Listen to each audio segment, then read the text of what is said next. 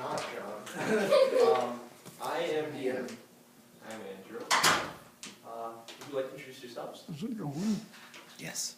So You can see it timing out there. You. I'm Scott. Ben.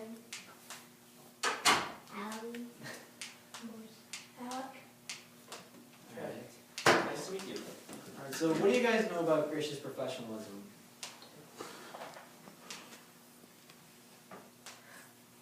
You guys just take a while to guess what that means? I don't know anything. I know Well, it's a think word. about what the verse says about it, and then give your own opinion.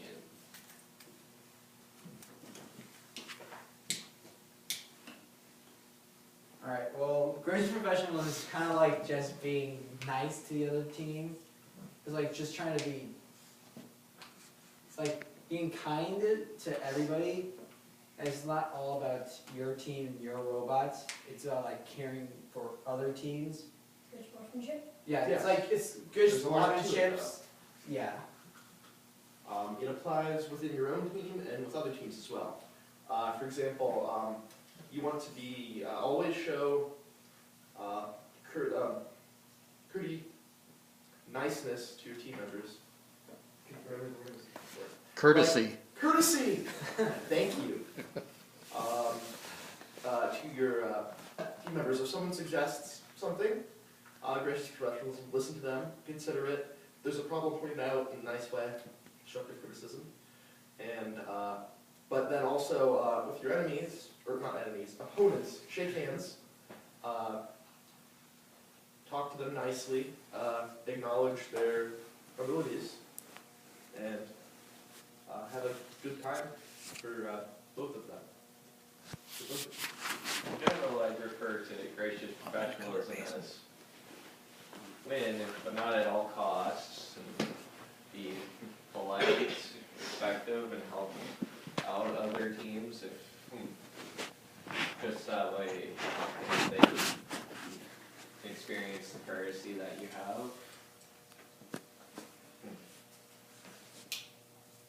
Also, like, gracious professionalism should be pretty natural. You just have to be polite, kind, and caring, and also try your hardest. One thing is important is that, you know, you guys have the interview with the judges at the competition, right? Well, that's for us. They have like 1 or 2. Did they change it? They haven't done it You might want to That'd be explain, nice. because I've been Oh, through oh, it. that's it. Or do they still do 3 interviews? They don't know. Well, I'm asking you because you said you've done it before, right? I know, but that was 2 years ago. I am not so sure. Oh.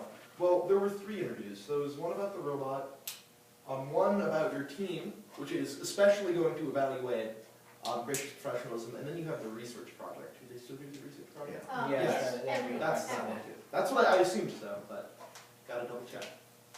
And you have to show gracious professionalism in all of these, because they will evaluate it, and the judges will talk to each other about how you acted in the other interviews. They'll come together. One thing to point out is that you don't want to continue to like interrupt each other, because that's not really showing much gracious professionalism. Try to like, if you think, Don't do what I'm doing. Another thing to note is with gracious professionalism, just to note is that if like somebody gets left out and they don't get included, they don't really rank that as much. So that way, if you constantly interrupt or keep on talking over someone else, then that's something that doesn't show that much gracious professionalism. We still appreciate you, Jeff. yeah, just one thing is for sure, try everybody included. Don't leave like, have everyone be sharing around equal parts, but don't make it sound so, in the interview, don't make it sound scripted. If you have to, you can try to say some other, don't try to say what's said in the script, try to improvise a few things, but don't say incorrect facts. Like, if your robots can do this many missions, don't say it can do a mission that it can't.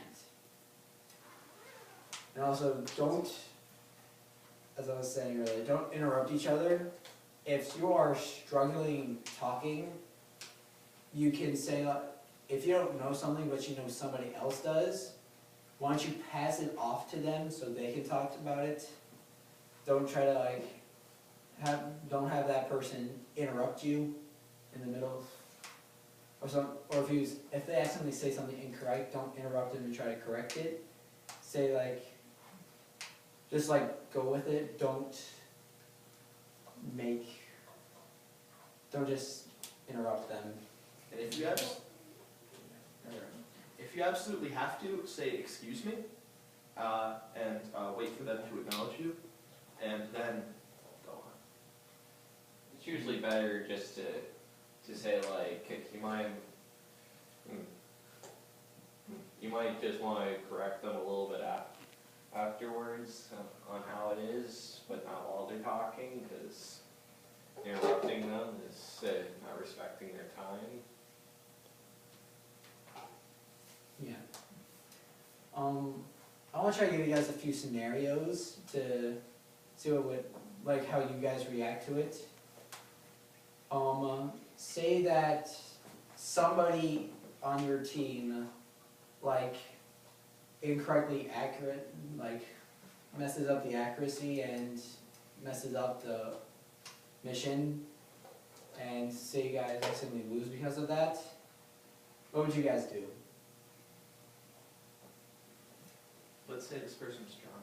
A little big to. Okay, fine, we'll begin. A little big to. Well, It's this stool. alright, so what would you guys do?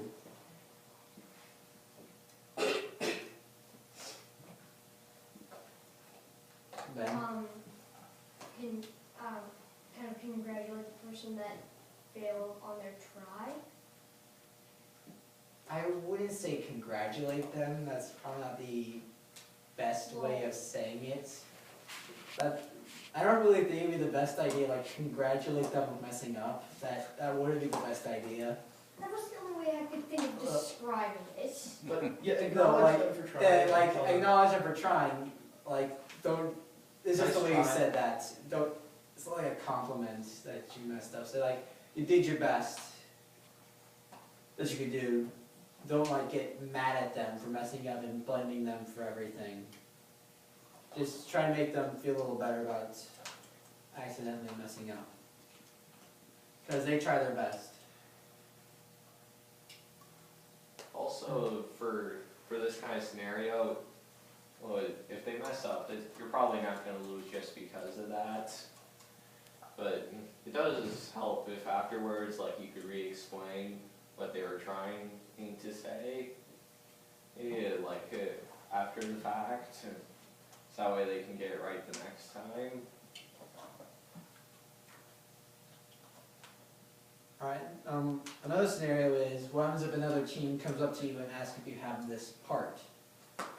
Say if if they need another tire for their robot because something happened, left one at home, their tire's at home. They promise to return it. And if they promise to return it, what would you guys do? Ben? Either me or Alec would actually kind of ask, well, what does your part look like? Because we were the ones that organized the extra part kit of the parts that might break or something like that. So we would know what would be in it. And we could say if we do or if we don't, because we both pretty much have what we have in there memorized. That's good. It's good to keep it organized, and it's good to lend them your parts. Just ask if you can, if they will return it. Don't shun them away. Say, no, we don't have that part. Don't ask us again. Even if you might know that you don't have that part, it's good to check anyway. So that, you just aren't rejecting them right away. You should probably say, I don't think we have that part, but I'll check real quick. Be the best thing to do. Do you guys have any more any scenarios? Say it's the end of a match and you lost. What do you do? We'd prefer for someone else to I- answer this Yeah, question. We we let get you into answer, know a lot of stuff, but- but we want to see, maybe you guys want to answer. You guys can relate it to when you play basketball. You play a basketball game, you lose, what do you do after the game? You congratulate the other team. Yeah, it's good to congratulate them. It's also a good thing to do is even if you win or lose, go around the table and shake the other team's hand, saying good job. I mean, you guys both worked your hardest, so it'd be just nice to show that you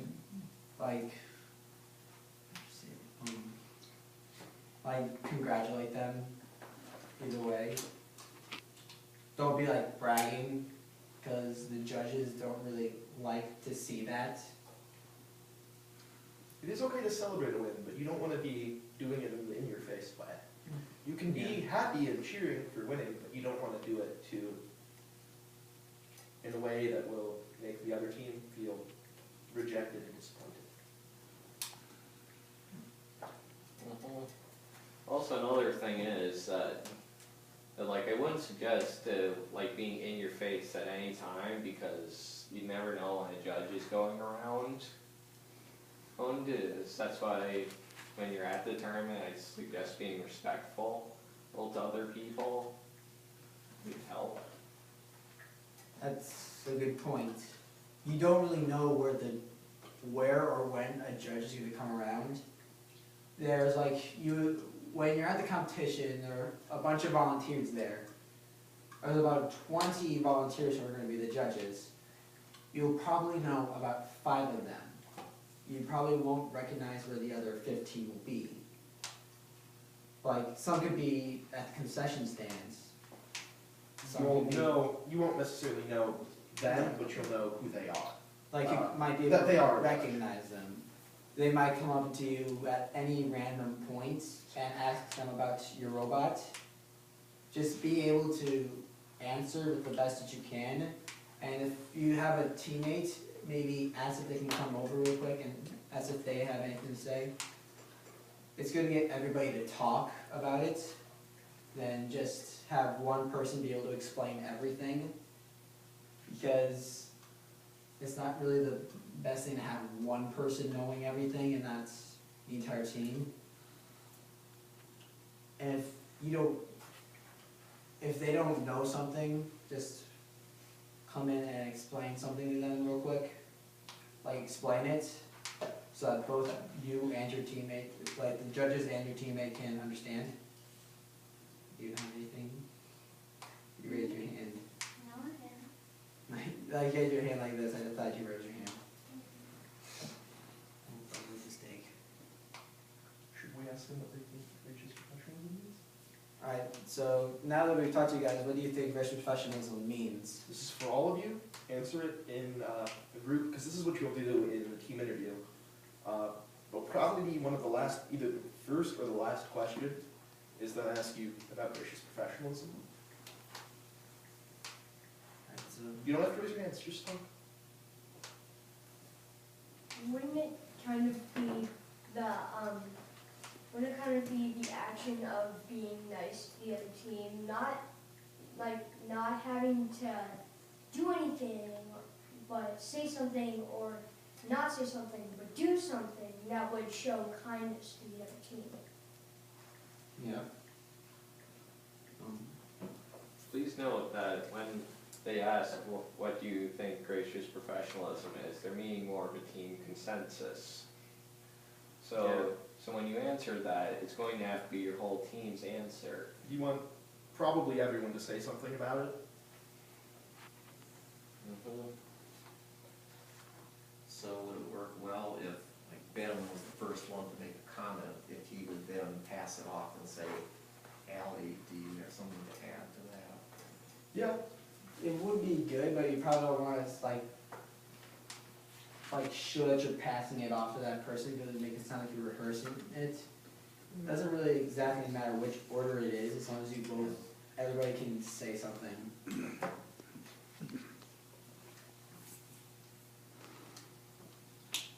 Does anyone else like to add to what Ben said? About gracious professionalism? You want to say something? Why do you keep pointing at me? Because you're my sister. Don't This be is nervous. good practice It's for you okay. guys. Yeah, Don't be you're nervous. practicing a bit. There's no pressure here. Don't be nervous. And try not to be nervous at the competition meeting. You should know a little bit about gracious professionalism.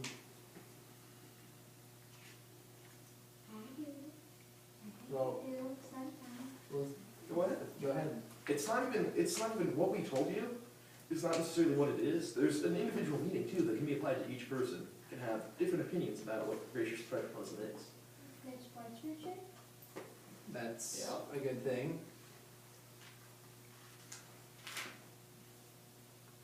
Scott?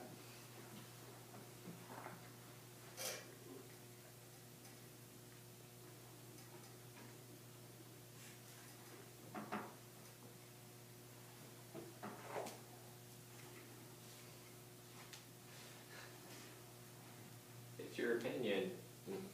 There is no wrong answer for what gracious professionalism is. There's many, okay, there are a couple wrong answers, but I don't think anyone would suggest that probably. But there's many right answers. Pretty much anything that you would think it would be, it is. Except for the part of when it's kind of up in your face. Yeah. Yes, And you're not gonna that's say not win good. at all costs, that's not a correct answer, or you're gonna say it's when the dinosaurs went extinct, that's not a correct answer either. You wanna connect it to sportsmanship or kindness or something, but there's all sorts of correct answers for it.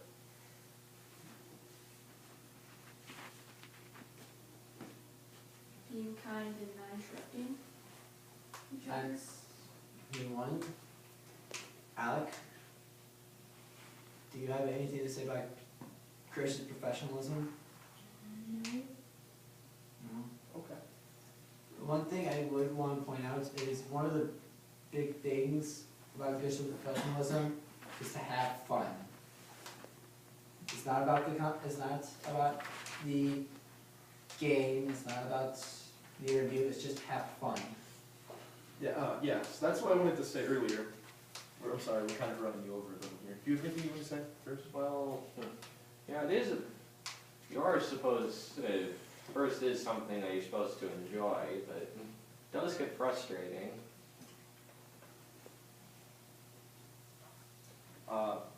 First and foremost, gracious professionalism is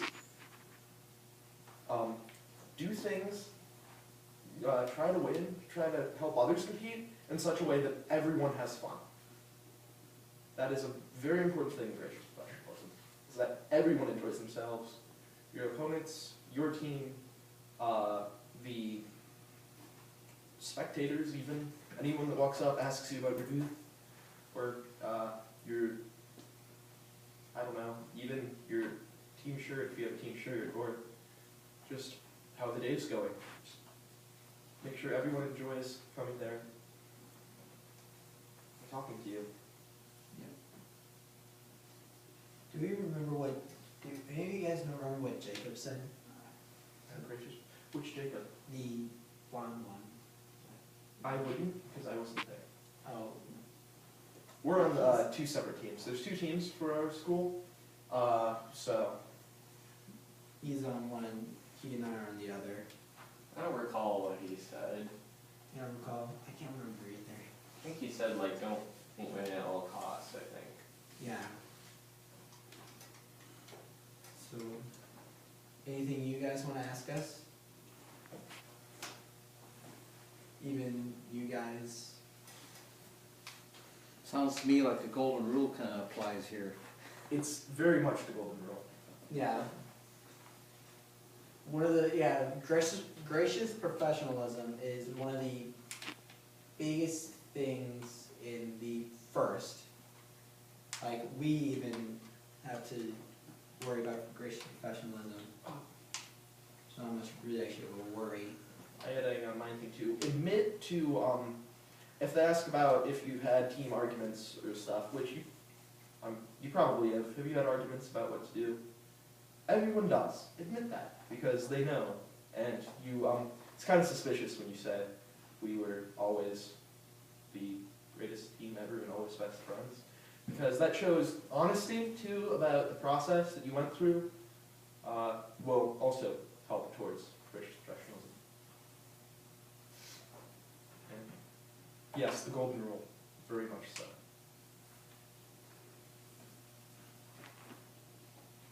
It does help with gracious professionalism to speak up and just speak your mind sometimes. Well, Yes. You all seem to be a rather quiet group, and that's okay, but you do voice your opinions. They will like that. They want you to tell each person to give their own add-on to the view of what gracious professionalism is. Will it be helpful for them to give an example, relay an example of something they did? Yes. That is yes, that demonstrated. is something good. Interrupted you. They Sorry. appreciate it when you go for real things. Yes, and both examples, it doesn't have to be an example of something you've done either. You can use an example of something another team did you, and you can say, that's gracious professionalism. How they helped us was a very nice thing, and it's very gracious, professionalistic. Is there an official term for that? I don't think there is. Okay.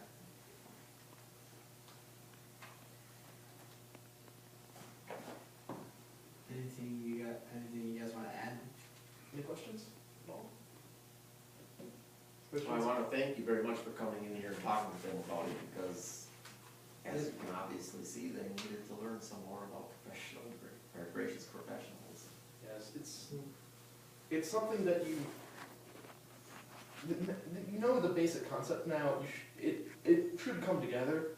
It's more of a very vague, large group of things that come together, connected by things like the golden rule and kindness and honesty and other stuff. I'd say another good word is respect. You're showing respect to your teammates and showing respect to other teams, showing respect to everybody you come in contact with. That is a good thing to show everybody respect. Show your teammates respect, show the judges respect, The referees respect if they make a decision that you don't particularly like. It's their call. you can talk to them about that. Ask them what happened, and don't yell at them, because they're doing their best, and you just gotta respect it. When I was in Lego League, the term that we used to summarize it was Christ-like behavior. That might not apply to any, you guys might not know what that is, but This is a church now. Yeah. Christ-like behavior usually helps out a lot with it. That's generally what gracious professionalism is, besides it's a lot of things. In fact, you guys just had a catechism lesson this morning that applies, because we talked about what you should do, and that's be concerned about the welfare of others and help them when you can. We related it to the 9th and 10th commandment, but yeah, that's Christ-like behavior. Yep. You've been holding back. That was brilliant. We should have let off with that. You guys have any questions, comments, or continuations? There is one thing. With the learning gracious professionalism, all you have to do is pretty much hit the basic idea, and then you start coming up with all of these things that keep going around in your head. Once you get the basic idea, you pretty much get the whole thing. Yeah. Because that's one of those things where all you have to do is just learn the basics, and then you know everything else. Yeah, It's, gracious professionalism is kind of a basic term, and once you get like something that an easy way to explain it, you start building an idea of more continuations off of that, more things to say, more kind things to do, just continually build off of that. and gracious professionalism, besides defining it and stuff, well, using the rules of gracious professionalism in everyday life and stuff is really beneficial. In school, you want to be gracious professional to people around you. When you start working, you want to be gracious professional. When you do other things, you want to be gracious and professional to people. Because it's all around, it'll make them feel comfortable, and it'll make you feel good, usually. So, All right, well, thank you. And they're going to continue practicing. Well, this is their last practice before. Competitions this weekend. oh really? I'll be there to help you guys. Good luck. Thank you for having us come in. Yeah, thanks. Okay, thank you. Yeah, thanks for coming. Don't worry that much about it, it's pretty easy to get